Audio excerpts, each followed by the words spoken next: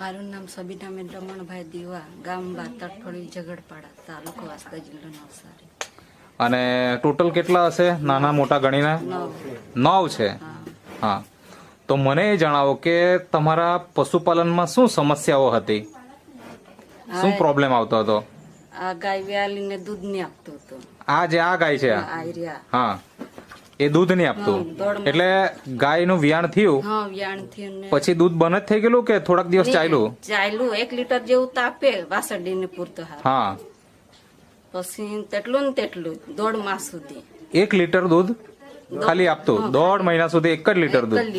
સવાર સાંજ 1 લીટર કે એક જ? સાંજે તો ઓછું આપે. એટલે સવારે 1 લીટર આપતું ને સાંજે 1 લીટરમાં ઓછું? 1 લીટરમાં પણ ઓછું. હવે આનું કયું વેતર? પહેલા જ વેતરમાં. એટલે તમારા ઘરની ગાય કે પછી વેચાતી લાવેલા? ઘરની જ. હા, બરાબર. તો મતલબ 1 જ લીટર દૂધ આપતું હતું અને આવું 1.5 મહિનો થઈ ગયો અને દૂધમાં વધારો થતો નહીં. હવે દૂધ વધારો થાય એના માટે તમે પહેલા શું શું ખવડાવેલું? કેલ્શિયમ ખવડાવેલું, મિનરલ પાવડર ને ખવડાવેલું, બધું ખવડાવી જોયું? કોઈ ડોક્ટર ને બોલાવ્યા એવું કઈ? ડોક્ટરને નહીં બોલાવ્યા. અચ્છા, પણ મતલબ કે જે ખવડાવવું જોઈએ તો બધું તમે ખવડાવ્યું, પણ રિઝલ્ટ એનું કઈ મળ્યું નહીં. પછી હવે કેટલું દૂધ નીકળે? હમણાં તો 5 લીટર આપ્યું. 5 લીટર? એટલે એક ટાઈમે કે 2 ટાઈમે? એક ટાઈમ. એટલે સવારના 5 લીટર ને સાંજે 4 લીટર. એટલે ટોટલ આખા દિવસનું 9 લીટર દૂધ. જે પહેલા, બરાબર ને?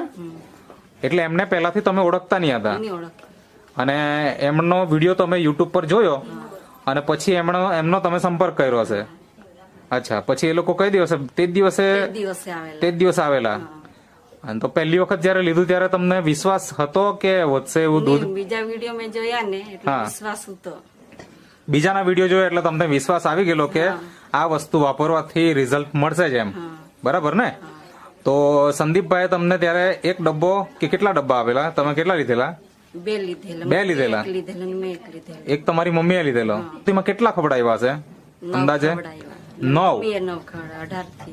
મમ્મીએ 9 ખવડાવ્યા અને તમે 9. એટલે કેટલી ગાયોને ખવડાવ્યા? આ 4 ને જ. બરાબર, 4 જે દૂધ આપે છે એ 4 ને ખવડાવ્યા.